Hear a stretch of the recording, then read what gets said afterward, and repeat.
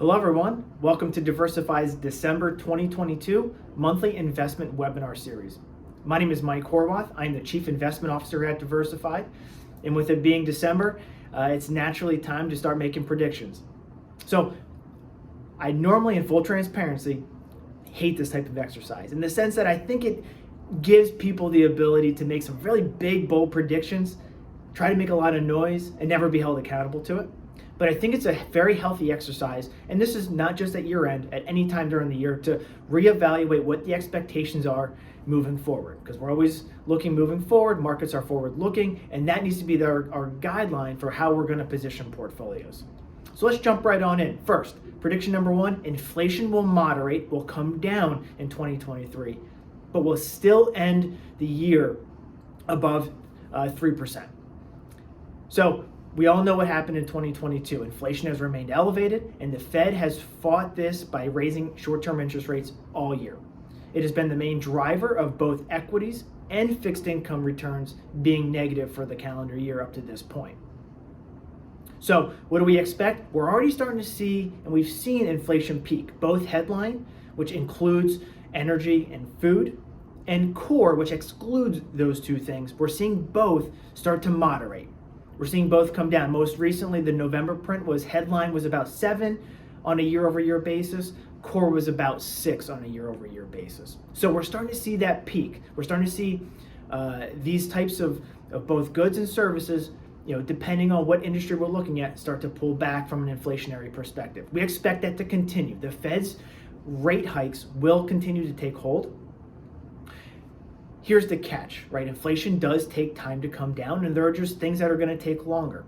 The Fed is also not going to, continue raising rates until inflation gets down to their target, which is typically 2.5%. They're going to stop, they're going to pause raising rates, and they're going to let market dynamics take hold, but it's going to take time. And from our expectations, we do expect to see inflation continue to moderate, but it's likely that inflation is not going to get down to that 2% mark by the end of 2023.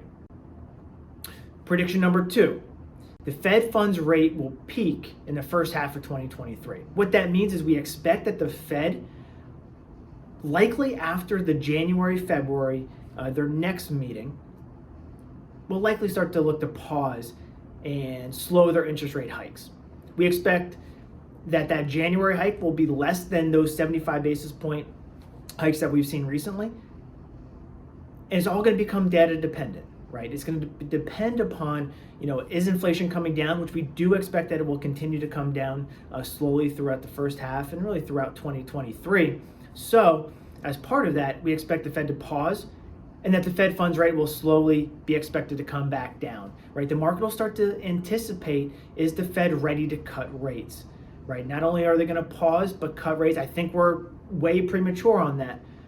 But all this is to say, we think the Fed is likely done in the early to mid part of 2023. We also expect, from prediction number three, that there's going to be a short, shallow recession here in 2023. The data from an economic perspective is just showing, and it should be fully expected, that economic growth is slowing, right? Consumer spending is slowing. There's so many different components to this, and it's not a very easy thing to evaluate to say, is it perfectly going to be negative? Is growth going to still be positive? Either way, growth is slowing, and we do expect both, and you'll hear it shortly, unemployment to pick up, consumer spending to slow, and likely to a point where a technical recession will be announced, whether it be Q4 2022 and Q1, where we have these 2 quarters there, or is it Q1 and Q2 of 2023? It's likely that we do see and continue to see economic growth slowing. You're going to see the R word thrown out there. I think investors should look beyond that because markets have already begun to price that in, and we need to understand what the impacts beyond that are for markets and for portfolios. Prediction number 4, we expect the labor market to weaken, right? We don't expect, though, to see the levels we saw in the 2008, 2009 time period where unemployment rose very, very quickly. the labor market has been very tight, and our expectation is that while the labor market will weaken, we don't expect it by the end of 2023 to exceed 4.5%, right? We expect it to get into the fours, right? Today we're sitting there close to 3.7% on unemployment. This is what the Fed's trying to do. As a business, one of the biggest challenges has been input costs. Not only have supply chains remained difficult and have eased and become easier for businesses, and input costs have started to come down, but labor costs have remained very elevated. Very tight labor market means that they're having to fight for fewer and fewer eligible employees, pay more for them, and this is likely going to ease as interest rates continue to rise. You've already seen layoffs in certain industries. We don't expect this mass issue with unemployment, but it should be expected because it is what the Fed is literally trying to do, to raise unemployment or to weaken the labor market slightly to help lower those cost pressures, to lower inflation, reduce demand, and we do expect that to happen. Like I said, not to the extent that we've seen in historical recessionary environments. This one is different, but we should expect that it will move up from this 3.7 number that we've seen recently. The last prediction number 5, fixed income markets have a bounce back year. It has been difficult for not only aggressive growth investors, where we've seen equity markets, which get a lot of the notoriety, get a lot of the commentary in markets. Fixed income markets, bond markets have been hit just as hard because both bond prices and stock prices were affected by the same thing, higher interest rates.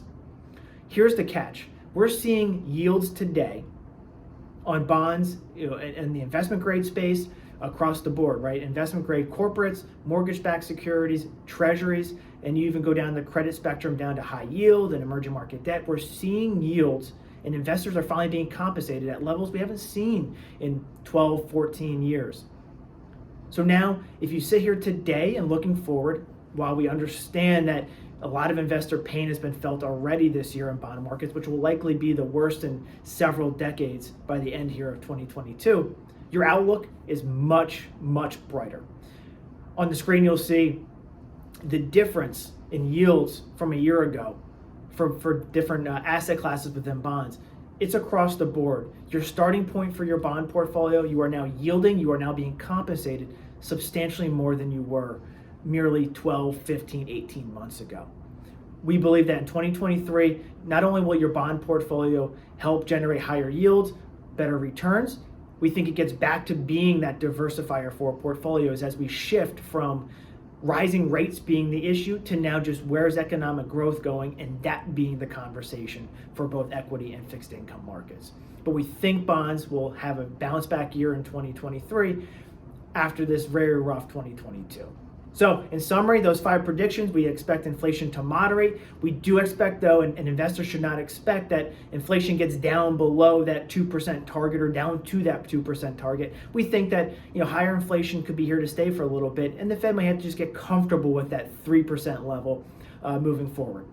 We think that the Fed is likely to be done here in early 2023, at least hiking. They'll likely pause, and the interest rate that they'll pause at will be higher than really what they would call their neutral rate, right? The rate that they are no longer helping or hurting the market, which means that at some point investors will look for them to drop interest rates back down to what they would call their neutral level.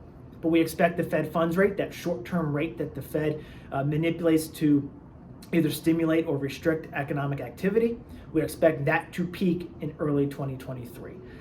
We do expect likely some sort of short, shallow technical recession. Look, economic growth is slowing, but I think investors have largely priced that probability in, and now we need to look forward. But I think investors should not be scared or not expect that this is a continued conversation, something that is likely or more likely to develop here in 2023.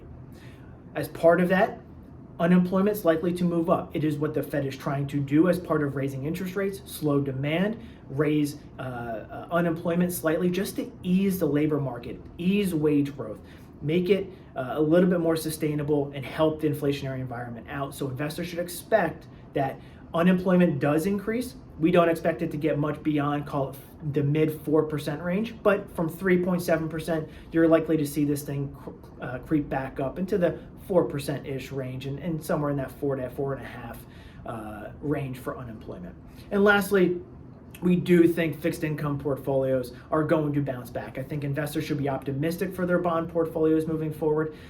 We do see it as an area of opportunity. We not only expect that the return profile moving forward, now that you're yielding substantially more than you were, like I said, 12, 15, 18 months ago, we think that the diversification profile, where bonds get back to now protecting portfolios in events of equity markets falling, because we don't expect rising rates to be the main problem in 2023, the main conversation in 2023. It'll be more focused around earnings and growth, and bonds will get back to being that diversifier in portfolios.